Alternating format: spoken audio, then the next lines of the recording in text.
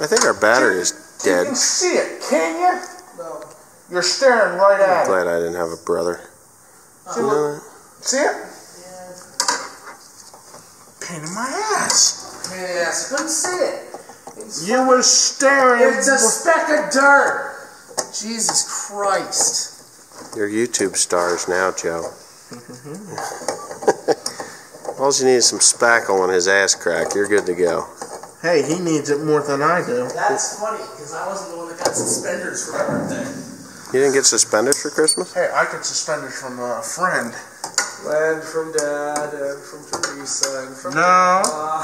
I didn't give him any suspenders. You gave him suspenders, didn't you? I don't think so. No. YouTubers got me suspenders. I got rainbow suspenders someplace. You need rainbow suspenders, Tim? You need rainbow suspenders? Yes. No. I don't need rainbow suspenders. Neither do I, either. Actually, my Uncle Irv had rainbow suspenders, like Mork and Mindy. You don't even know who Mork and Mindy were. I know because you made that comment. That reference before? Mork and Mindy was a TV show. Nanu Nanu. Nanu Nanu. No. Right. So what are you doing, Tim? Putting wiper blades. Yeah, because Tim wants to be able to see. The problem is you need to put new rubber lines for your windshield washer fluid in order to be DOT approved.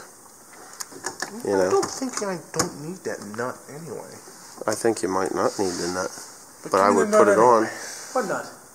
Where the fuck is the... For there on the engine. I tried to hand it to Yeah, it's you right there. earlier. Right there on the edge of the Oh, you can't radiator. see it, Tim? Yeah, where is it at, Tim? I'll say, don't step on that. That's your aftercooler. What? So we're going to force Tim to drive truck now. Oh, I swear to God, if I drop it in there, I'm going to be pissed. Let's take bets. $5 says that sucker's gone down that grill. Right down the vent hole. Don't make me laugh. That sucker's going down. Don't make me laugh. It's going down. Don't make me laugh. Oh, now he's going to take his gloves off. Wouldn't want to risk getting his hands dirty. It's the second time you did that today. $5. He doesn't have fingernails because he's got like, you ever see a gorilla's hands? It's kind of like Sasquatch or $5. Oh, guess what I We found didn't today? shake on it. What? I found $5 on the ground today. Where? That's illegal. You stole. You just admitted to a crime. No. Where'd you find it? I found it from right outside from Fastenal. And they'll come get it and then return it to the owner. Fuck that. Yeah, exactly. You find $5 on the ground, you go down to the candy store and you spend it. Right? Right. Unless it's, you know, if it's in a wallet with a name, then yeah, you might want to send it back. But a random $5, you may want to. It was just sitting folded. Where? Right outside Fastenal. Right outside Fastenal? Yeah. Somebody's got to be upset. And I'm like, hey, I found $5 right outside your door. Well, what did he say? Well, good for you. Is that what he said? He didn't say that was mine? Nope. Oh, no shit. So, well, at least you told him. Well, good for you. Are you done? I'm trying to get this fucking nut on. What is that? Shit, you got a foul mouth. Oh, you're just sick in the head. Will you try them out, see if they work? Then you got to figure out the water system. Where the hell is that? Water ejaculator. Should be right here, no? Well, not, should be on your side. So close to not being fun. What? I stepped to go look over the edge and I did this. Yeah, you almost broke your damn neck. That would have been funny. Huh. I don't see the damn thing. Maybe it comes down from the top? No. No. Weird. Would you like me to hit? Are they not there on the windshield wipers? No, they're not. Would you like me to hit it? Oh, there they are. Yeah, it has them. There they are. They're metal, but the rubber hose is all rotted out. Where's the juice at? Right in the back panel there. Oh yeah. You just need new water. You got to have it if you're going down the road. Go ahead, turn them on. Let's see what happens. Where's the button? Right where it was the last time we used it.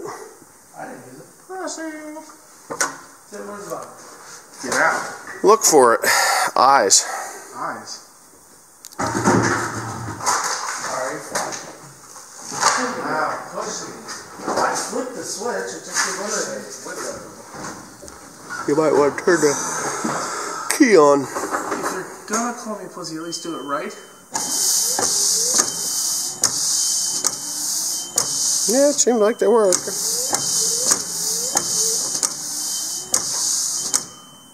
Okay. Best motor ever put in a Ford. 7.8 liter. I don't see where the juice is. It's on the floor. There's a pump pedal. Oh, the button for it. Oh, it's Yep. that little rubber thing? That rubber push button. It's a push button, yeah. You push it and it pumps it. It just needs new hoses.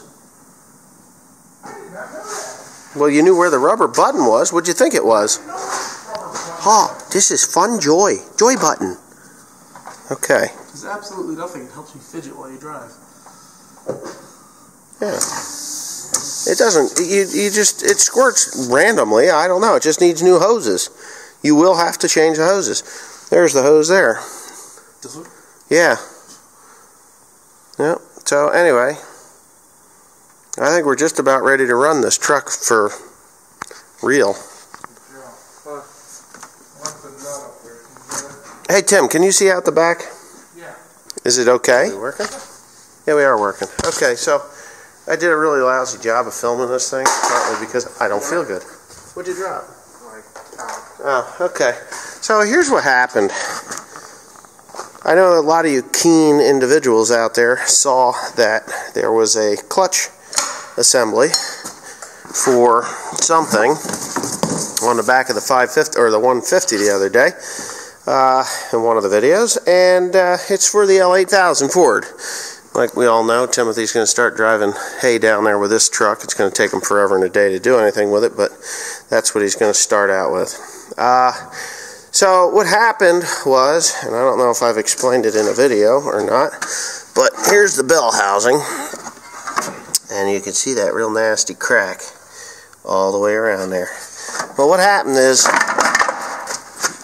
this is aluminum, and the transmission is steel, and there's this little divot here where water and shit can go into it, and the electrolysis and all sorts of crazy stuff happened there, and it actually eroded away the bell housing on this thing enough that it caused that to break. It rocked the transmission and broke the bell housing. No big deal. It's $340. They actually listed it for somewhere around, I think they listed it for almost $700 for that thing. And then, of course, the guys at Ford were like, you know what, we're going to help the farmers out here, and we'll cut them a break to give me that thing for $340. But the transmission, or the clutch pack, pressure plate, throwout bearing, and clutch discs, that was $700. So I got $1,000 with everything that I bought, the pilot bearing and everything. Everything I bought that day was $1,077 and it's all new. So me and Tim and Joseph spent, I don't know, what did it take us? No, it wasn't days. 2. We didn't spend 2 full days on it. We spent 2 afternoons on it. This thing's been back together for a while today, so we're not really too concerned about that. But before Timothy takes it on the highway, like Route 95, this Afro-engineered string thing has got to be replaced with the actual rubber.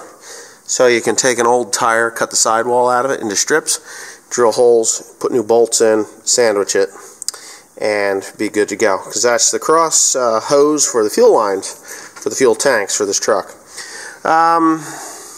Yeah, years ago, now we're going to get into a story time here, but years ago, there was a neighbor that I had, and he was a real douchebag. We called him Ricky Retardo. Do you remember Ricky Retardo? Yep. Now, Ricky Retardo was an interesting soul. He thought he was better than anybody else, and he also was a pretty good liar. And, you know, of course, the first time, anyways, I'm not even going to get into it too much. But my truck started fouling up after I lent it to him. I lent him this truck, and he used it. And there was a trailer that he had that I wanted to buy, but it was in such phenomenally bad shape. It wasn't worth anything. I went over and I said that I would buy the trailer, and you know, he's like, oh, okay, just hook to it and take it home. I said, well, I'll take it home and I'll do some work to it, and if it's worth anything, then I'll pay you for the trailer. If not, I'm bringing it back. Well, it wasn't worth anything. I got it home here and I loaded it with hay, and the trailer frame flexed, and huge chunks of rust broke off of the inside of the frame rails. It had been painted over on the outside, but the inside was not painted, and you couldn't see it unless you crawled underneath the frame rails. Well, long story short, I brought the trailer back. I told him, hey, I said, it's no good. It's nothing but a pile of junk, because there was huge scales of rust. I mean, it ended up with holes in the frame that were the size I could stick my head through the frame rails. Well, about a month later, I'm running this truck quite a lot because, you know, my wife had left me and I had no vehicle, and this was my Chariot. This is what I had to drive around in. And the guy it was parked at the house, and he opened this up, this thing here, this tank up, and he threw big chunks of the rust off that trailer into this fuel tank. And all of a sudden my truck's not running right, and I mean it ain't running right at all. So I'm changing fuel filters here. I made fuel filters here, right there. That fuel filter, I changed that fuel filter multiple times, couldn't get it under control. There wasn't any rust gone in there, but there was rust in this tank. So I took a mirror, I had this mirror on a stick, and I shone it around, and it looked like the chunks of rust would have had to have formed at the top of the tank and then broke off and fell in. The problem is, both tanks on right and left hand side were clean and shiny like they were just made. So the rust didn't originate in the tank, it had originated on a trailer that I can't, you know, what can I do? I can't really accuse him of doing it, but he is the one that did it. He's the only one that would have done it, because the blue, that was red paint. Yeah. The red paint that was on the rust that was in my tank matched that on the trailer. So, but anyways, what I ended up doing was reaching my arm down in the tank and picking out was it this tank? It was this tank. This is the tank that has the pickups on it. It draws from this tank. Yeah. I reached in, pulled out these big chunks of rust. That orange or red paint that was on there was on the rust. And I figured right then and there that that's where it came from, that he had done that to me. And I pretty much realized that he was a douchebag that he is. And so what it was doing was it was plugging up the siphon tube, or the pickup tube, at the bottom of the tank. So I would blow air into the tube, and that would blow the rust out of the tube. Blow the rust out of the tube and then back into the tank. And then I'd reach down there and collect it. So that only lasted maybe a week or two. I was so sick and tired of reaching my arm down into that diesel fuel, and I needed the truck a lot. I was using it a lot. So I just said, you know what? I'm going to throw a cow magnet down in there, and that'll collect that rust. So I threw the cow magnet in there, and within it just cleared right up. There was no problems after that at all. There was nothing. I didn't have any issues with the truck stalling. But once in a while I would reach in, grab the cow magnet, pull it out, and there would be all these chunks of rust bits and things like that on that magnet. And I did that a couple of times, and then just said, ah, to hell with it, just threw the magnet in the bottom of the tank, and there it is, still in there today. So, and I don't have any problems at all. The only problem that I do have is that the pickup, or the fuel sensor, doesn't work anymore. But that's just my story time about this truck and Ricky Retardo, the neighbor, that I'm glad he's gone. I'm glad he's no longer with us, our next door neighbors to us, because he just was a dirty, rotten, underhanded, no good piece of shit. And I hope he watches my videos, really. He's probably getting a good chuckle out of it, because he knows that he thought that I didn't know what he had done. I'm sure he thought that I was too stupid to realize what he had done. The one thing is, I'm not the retaliation type, I guess, at least not at this point. I'm more of a karma person. And he's got good karma coming down on his head right now, too, so he ain't chuckling too much. And he deserves it.